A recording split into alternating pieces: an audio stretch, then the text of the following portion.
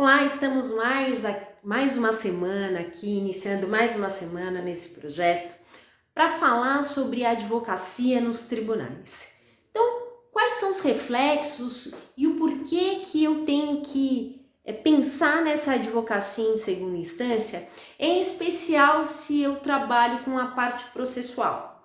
Não sei se você sabia que existem alguns profissionais que eles se dedicam exclusivamente para trabalhar em segunda instância, ou seja, em fase recursal. É tão interessante isso que, inclusive, amanhã nós teremos um bate-papo com um grande advogado que vai tratar sobre a sustentação oral. Mas quando a gente fala com relação à sustentação oral ou até com relação à advocacia nos tribunais, é muito importante, em primeiro lugar, você analisar se o seu contrato de honorários está prevendo essa divisão com relação a instâncias. Então, é óbvio que geralmente o advogado começa e vai até o final do processo. Mas você pode dividir o seu contrato de acordo com a instância processual. Então, isso é permitido pelo Código de Ética e Disciplina, pelo Estatuto da OAB. Inclusive, se você for verificar, a própria tabela da OAB sugere valores exclusivamente destinados à parte recursal.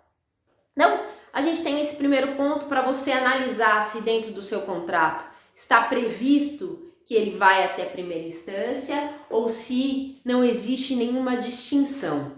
Vale a pena você colocar dentro do seu contrato de honorários que vai até a primeira instância e que, se eventual segunda instância, pode ser cobrado, até para que você possa, caso assim o queira, se desvincular do processo depois da primeira instância.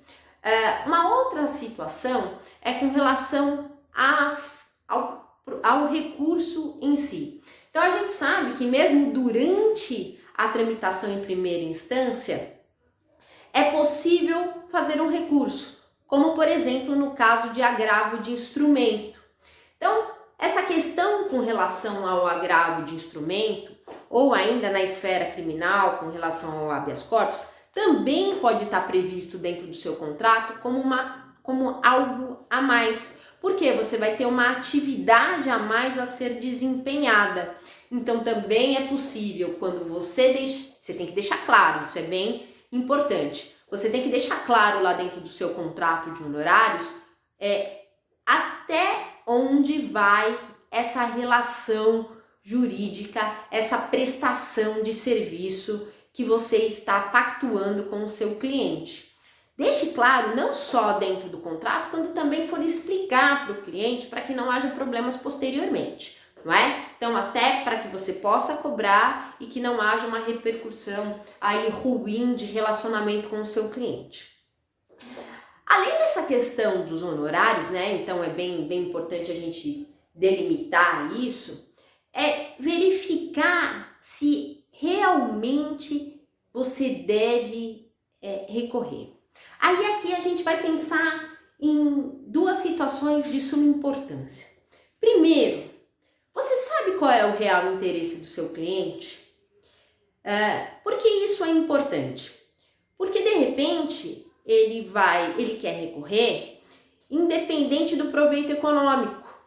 Então você tem que saber qual é o real interesse do seu cliente para, inclusive, eventual recurso tiver o aval dele. Procure que esse aval seja, inclusive, escrito para não gerar problemas posteriormente, até porque você tem a questão do recolhimento de custas, você tem a questão do próprio andamento processual, enfim. Então, busque saber qual é o real interesse do seu cliente. A segunda hipótese, também atrelada à primeira, é a questão da avaliação financeira. Então, qual é o proveito econômico e quais são os riscos desse recurso, considerando que ainda é possível você ter uma majoração de sucumbência. Então, é muito importante que o seu cliente saiba quais são as consequências desse recurso e se vale a pena recorrer.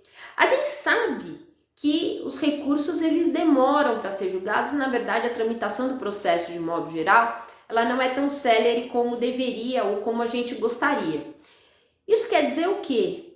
De repente o valor investido não vale a pena, o tempo investido, não vale a pena em virtude do prolongamento da ação. Ou por outro lado, até com relação à discussão propriamente dita do mérito da situação, não é? Você tem que verificar se realmente é importante com a análise econômica do direito. Então você vai ter que sentar, fazer conta, para poder verificar se efetivamente aquele recurso, a interposição daquele recurso, vai ter um proveito econômico para o seu cliente. Então a gente tem duas situações muito importantes. Primeiro, que nem sempre o processo está vinculado exclusivamente por questões patrimoniais, né? Mesmo numa briga societária, por exemplo, às vezes o real interesse do seu cliente está longe de ser a questão de patrimônio. Então é muito importante que você saiba isso para poder avaliar, inclusive, a segunda situação, a segunda hipótese para verificar a viabilidade do seu recurso.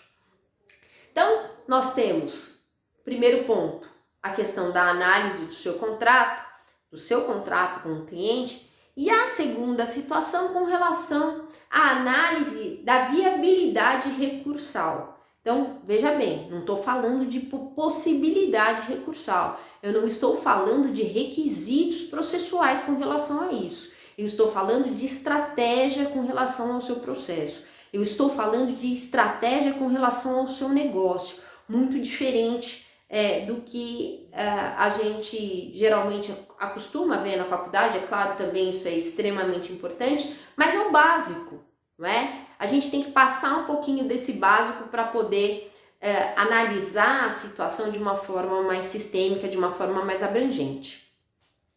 E aí, com relação a essa parte de recurso, né? Então, a análise dessa viabilidade recursal, você tem que pensar também, então, um terceiro ponto de análise, se os argumentos não são decisões já simuladas pelos tribunais superiores.